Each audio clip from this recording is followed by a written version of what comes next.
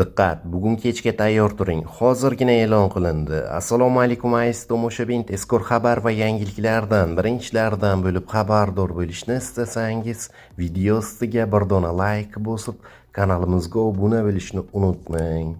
Bugun kunduzi ba'zi joylarda biroz yomg'ir yog'adi. Buxoro viloyatida ertalab ba'zi joylarda biroz yomg'ir yog'adi. Qoraqalpog'iston Respublikasi, Xorazm viloyatida va Farg'ona vodiysi viloyatlarida yog'ingarchilik kutilmaydi.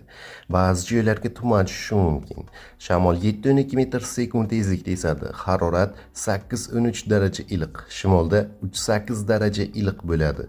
Poytaxtimizda kunning birinchi yarmida biroz yomg'ir yog'ishi mumkin. Kunning ikkinchi yarmida vaqti bilan biroz yomg'ir yog'adi.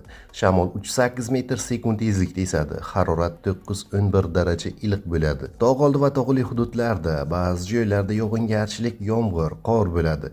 Ba'zi joylarga tuman tushishi mumkin. Shamol 7-12 metr/sekund tezlikda esadi. Harorat 3-8 daraja iliq bo'ladi.